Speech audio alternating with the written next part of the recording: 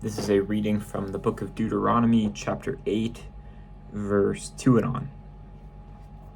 Remember the long way that the Lord your God has led you these 40 years in the wilderness, in order to humble you, testing you to know what was in your heart, whether or not you would keep his commandments. He humbled you by letting you hunger, then by feeding you with manna, with which neither you nor your ancestors were acquainted, in order to make you understand that one does not live by bread alone, but by every word that came from the mouth of the Lord. My brothers and sisters, it is Lent. If you're a Christian and watching this, it is locking Lent until Easter. This is a time of penance, time of repentance, and a time of fasting. I low-key get excited for it each year, but I'm not excited for it anymore. I'm going to explain what I'm doing, and more so talk about fasting, some practices that have really helped me, and some kind of simple practices that can make it more fruitful. So, Lent, a time of fasting. Fasting is all throughout the Bible. We see it in the Old Testament, in Jonah. We see it. Jesus literally says in the New Testament, he says, when you pray, when you give alms, and when you fast. He's not saying to fast. He's already presuming that the people fast because that was a common Judaic practice. So, fasting is important. The first thing I want to highlight here is kind of like a mindset on fasting, which is one of spiritual poverty, of recognizing that one doesn't live on bread alone. What does that mean? I really like this verse here. This is what Jesus quotes when he's tempted by Satan in the desert, and Satan says, turn that stone into bread, and Jesus says, it's been written, one doesn't live on bread alone, but by every word that comes from the mouth of the Lord. This is the concept of spiritual poverty, which is recognizing ourselves in relation to God. And I use my hands there. Ourselves, small, meek, humble, prone to sinning a lot, not able to do it by ourselves, and God, who is infinite goodness and so much more than us. And well, this is termed spiritual poverty. I believe as well we can interpret in terms of food, in terms of what we eat and what we put in our body, and in a sense where we get our strength from. Recognizing that it's not bread, it's not the foods we put into the body that nourish, well, they do nourish our body, but nourish our soul. It's God, it's God's grace, God's love, whatever term you want to use, that fills us, that allows us to do great things. It is not of our own will, it's not of our own accord that we are made great. It's not because of the bread we eat, it's because of God. So, fasting, the point of it. I see it very simple, and I'm talking about fasting from food here. When we deny, it's an urge. There's like two really strong biological urges of sex, which we already do kind of deny ourselves. Hopefully, if you're not married, you're not wanking off all the time, or at all. Never. And food. These are very strong urges. I would argue the urge for food is stronger especially once you tame the other one. You get hungry, you want to eat. And when you are able to deny your appetite for food, in a sense, you're kind of making more room for God. You're denying this urge, you're denying your flesh, you're showing yourself, you're showing God that you are stronger than this urge, this animalistic urge for food. You're kind of pushing that need out of the way, in a sense, to make more room for God. That's just kind of one way I like to think of it, but by disciplining our body through fasting, the soul grows and we bond closer to God. So, couple things on fasting, real quick. If I remember, there's a video from a YouTuber called Breaking the Habit. He's a Catholic friar. He did 2 great videos on fasting. It was like the old Catholic fasting. I would highly recommend it. It was very motivating, basically talking about how Catholic fasting, or Orthodox Christianity fasting for that matter, used to be so extreme.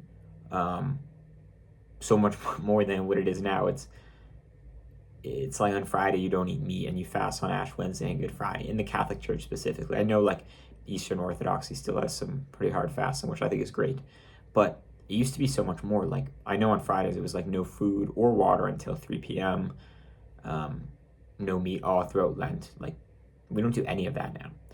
But we still should fast. I think fasting, especially from food. So I also have here some kind of quick tips on fasting, especially when you're trying to stay healthy, stay fit, and keep muscle. There was a very interesting video also. There's a YouTuber called Seraphim Wirch. He's Orthodox. And he basically was talking about, he's a jack. He's way bigger than me. He used some like ex-bodybuilder.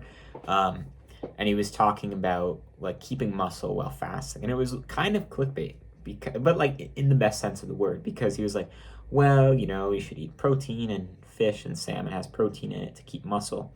But then kind of at the end, he made this point I really liked of saying that, well, yes, muscle and lifting is good and all that. Our point of fasting isn't to keep the maximum amount of muscle on our body. The point is for our souls and for God and our relationship with Him. So keep that in mind through all of this. But just some very easy fasting tips.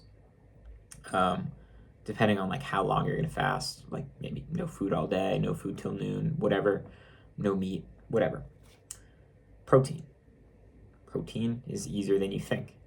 I have a scoop of protein powder, like in water or in oatmeal. That's 25 grams. And then like 225 grams of Greek yogurt, another scoop of protein powder, some granola. That's 50 grams. That's 75 grams there.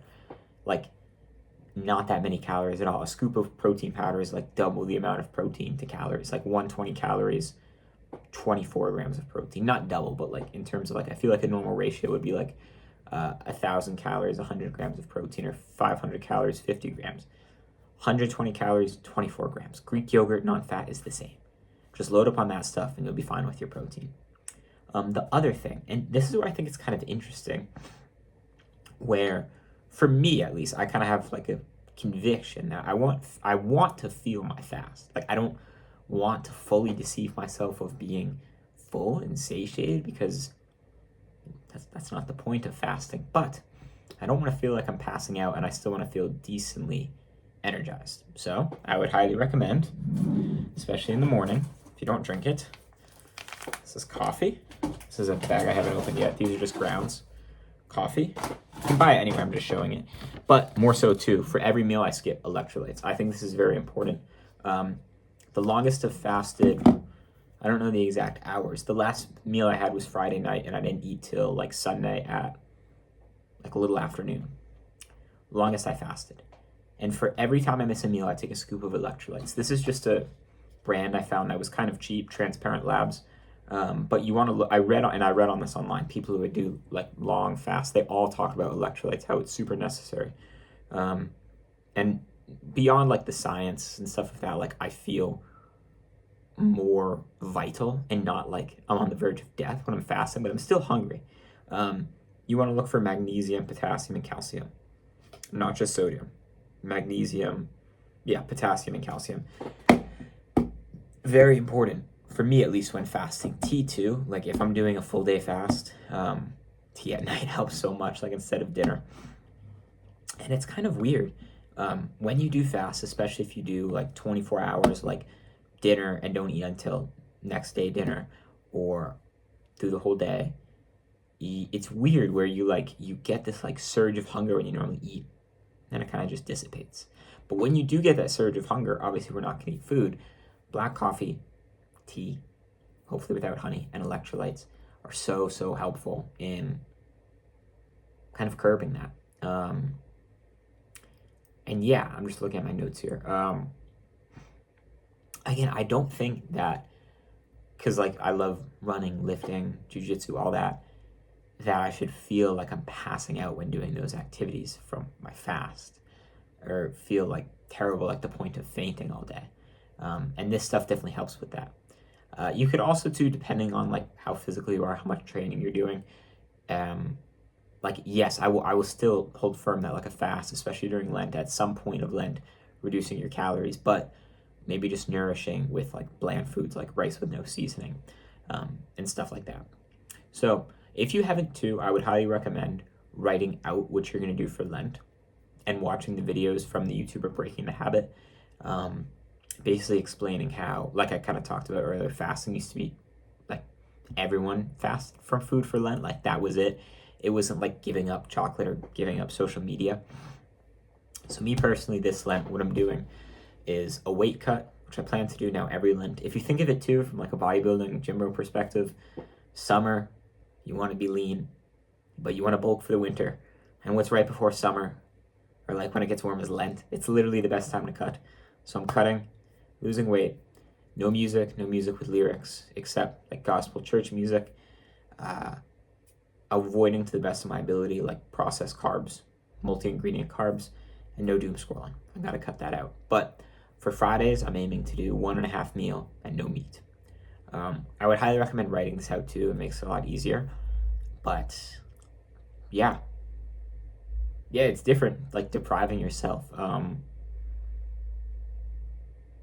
There's something so freeing about it too, beyond, I guess, the spiritual, which is important. And I guess this kind of is like spiritual, physical.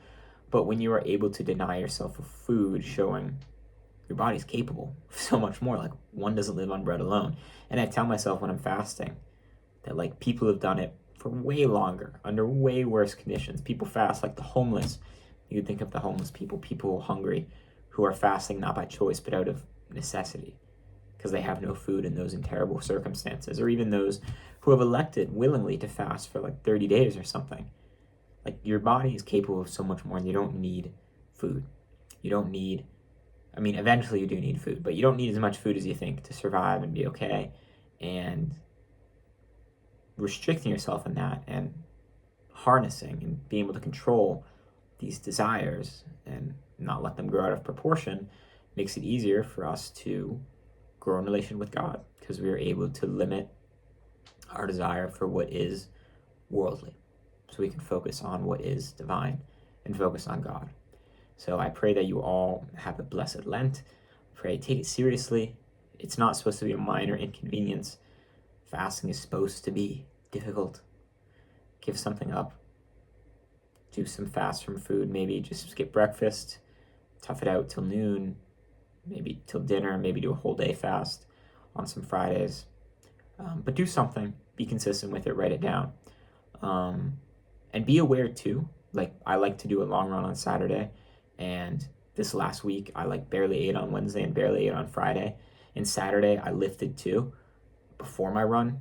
I felt terrible on the run. Like, I should have had more carbs and more fuel around then, because the goal is not to feel like throwing up or passing out. The goal is to be hungry, but like in a slow burn. So like fuel, all this stuff matters. The stuff I talked about in this video, protein powder, Greek yogurt, electrolytes, coffee, tea, all that helps tremendously. And yeah, do it fast. Like, it's great. It's I don't think it's emphasized enough. I don't think it's emphasized enough. I'm from America. Like, we don't really see Fridays as penitential, and like Lent, it's like give up chocolate. Like, no fish on, fish Fridays, but that's kind of it. So I think there should be kind of a revival of like the penitence of Christianity that we borrow from inherit from Judaism, and which Christ is telling us. He's still telling us to do it, but to do it in a certain way, not so our piety may be seen by others, but it may be seen by our Father. I'm going to end the video here. I think I got it all out of my head. This wasn't as organized as I would have liked, but I definitely got all the point outs. All the points out. But yeah, do some fasts. God bless and good luck.